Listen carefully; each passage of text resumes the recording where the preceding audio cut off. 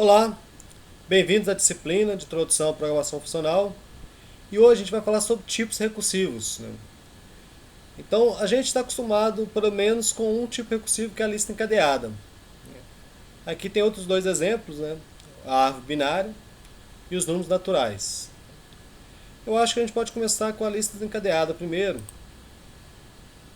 que é o que a gente. Opa, voltar aqui. O que a gente está acostumado, a gente tem utilizado no decorrer da disciplina aí. Então, já existe a lista definida, e a definição da lista seria algo desse tipo aqui. Então, existe o tipo definido dessa maneira. Esse tipo lista, ele é um tipo de lista, ele é algébrico, que tem uma variável de tipo, este A. E aí ele tem dois construtores, o construtor vazio ou aquele construtor que é o A, dois pontinhos e uma lista de As. Só que isso aqui fica bem legal, né? A gente utiliza a lista de uma forma bem agradável. Mas vamos ver aqui se a gente fosse implementar usando palavras reservadas mesmo. Desculpa, usando palavras ao invés de símbolos, para a gente tentar entender melhor isso. Então, eu poderia criar o tipo dado lista. Vamos criar uma lista de. Começar primeiro criando uma lista de inteiros. Uma lista de inteiros ela pode ser vazia, é um valor possível que eu posso dar para essa lista. Ou ela é uma lista, né? Eu vou usar esse termo cons, que é um termo bastante utilizado, de construtor da lista, que tem um elemento, né, que seria a cabeça da lista, que aí a gente vai falar que é do tipo inteiro, e o restante da lista é uma lista. Então uma lista ela tem uma cabeça, que é do tipo int nesse caso, e o restante é do tipo lista. E aqui está a recursividade, né, que esse tipo de dado está sendo criado aqui e eu já estou utilizando ele na sua própria definição. Então, lá em C, por exemplo, a gente consegue trabalhar isso, só que a gente precisa explicitamente trabalhar a colocação de memória. A gente tem que alocar variáveis daquele tipo. Então, quais são os valores possíveis para essa lista? Eu posso criar uma lista que é vazia. Isso é um valor possível. Eu posso criar uma lista que ela tem apenas um valor, que é cons 10 vazia. Ou posso criar uma lista que tenha três elementos, cons 20.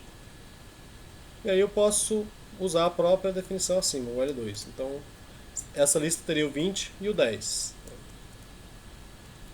Seria equivalente ao 20 e o 10. Esta aqui seria a lista apenas o 10. E essa lista aqui seria a lista vazia. Então, L1, L2 e L3. Vocês lembram da função que soma lista? Vamos fazer agora a soma que soma esta lista que a gente está criando agora. Então, era soma, por exemplo, soma lista vazia 0. Não é soma lista vazia 0. Aqui a gente vai ter que usar esse construtor aqui. Observe que a gente está usando casamento de padrão. No caso, quando a lista é vazia, é 0.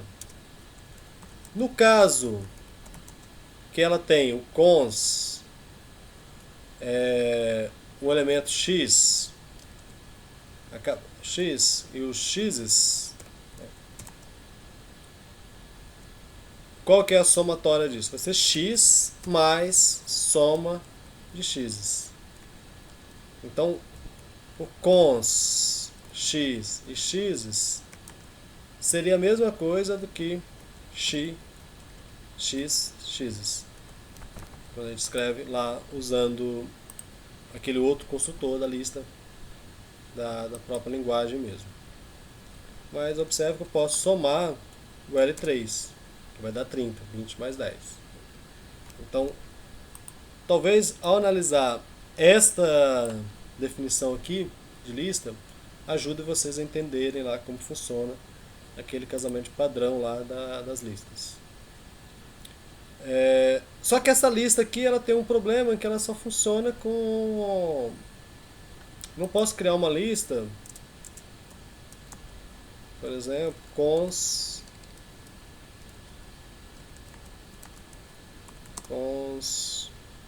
5.8 e vazia. Porque o 5.8 não é inteiro, né? Então ele vai dar um erro aqui na hora que ele tentar compilar esse código. E aí eu não posso ficar criando, né, várias listas. Listas para inteiro, lista para double, lista para qualquer tipo de dado. Então aqui a gente pode trabalhar com... Tá meio lento aqui, vou tentar rodar de novo. Então você falou, olha, eu não estou trabalhando com double, né? Na verdade é com int. Então como é que eu faço isso? Eu crio uma lista paramétrica, que tem um tipo, uma variável de tipo. Desculpa, tá, o sistema está meio um pouco lento aqui. Deixa eu dar uma pausar um pouquinho aqui para... Então, a internet voltou aqui, né? Podemos continuar. Então, nesse caso, ao invés de falar que a lista é de inteiros, eu vou falar que ela tem uma variável de tipo, né? Então, os valores podem ser vazia, não é const int, mas const a, né? E não é lista, mas é uma lista de a. Então, o primeiro valor é um a e o segundo valor vai ser uma lista de a. Então, agora, o restante aqui continua valendo, né? Então, eu posso ter um probleminha aqui.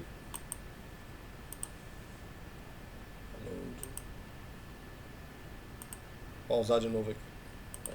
Será que vai? Vamos ver.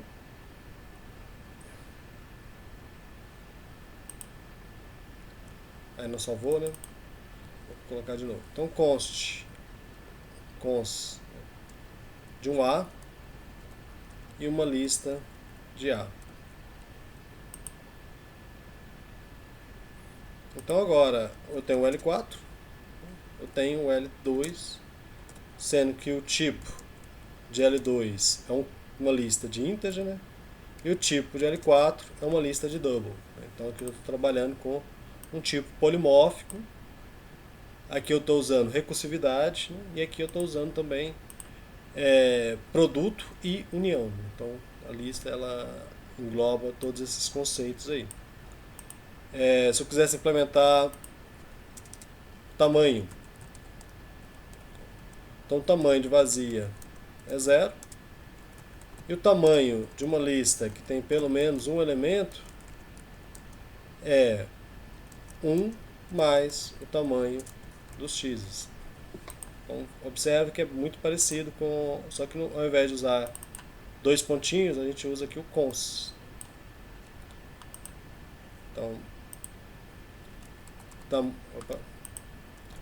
tamanho de L4 e tamanho de L3 é 2, L3 é aquela minha lista, ok?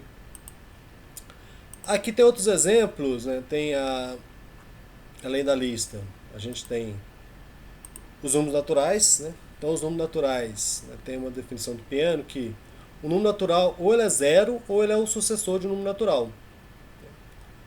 E aí, por exemplo, o zero, né, é o sucessor, é o... Desculpa, faltou quebrar aqui. O zero é zero, né? O 1 é o sucessor de zero, o 2 é o sucessor do sucessor de zero, o 3 é o sucessor do sucessor do sucessor de zero. E aí eu posso, por exemplo, criar funções para somar, funções para converter o número natural para o inteiro, né? Então, por exemplo, usando o casamento padrão, né? O zero é zero. O sucessor de n é quem? 1 mais, eu entro na recursão da toInt do n aqui. Então, só para vocês verem que essa equivalência, né? Derive show. E aí eu posso ter essas funções, né, que converte o inteiro para o natural ou o natural para o inteiro, né? Então, ó, int to nat, int to nat é 4. Então 4 é o sucessor de 0. Então Da mesma forma, eu posso fazer nat toInt, sucessor de 0, vou colocar entre parênteses, né? Sucessor de 0 é 1. A árvore binária é outro exemplo muito bom também sobre tipos recursivos, né? Então uma árvore ela pode ser uma folha, ou tem um nó e tem uma árvore esquerda e tem um valor e uma árvore direita, né? Então com isso aqui eu posso ter essa árvore, né? Que, por exemplo, node, tem uma árvore, tem um nó, que de um lado tem uma folha, tem o valor 3 e do outro lado tem uma folha e tem o valor 4, né? Esse 5 aqui acho que tá. E a raiz, né, dessa árvore aqui é o 5, né? Então, eu tenho 5 aqui, tem de um lado uma outra árvore, né, que tem um 3 e um e o 4, e do outro lado o 6 e o 9. Um bom exercício é vocês escreverem essa árvore aqui de forma gráfica.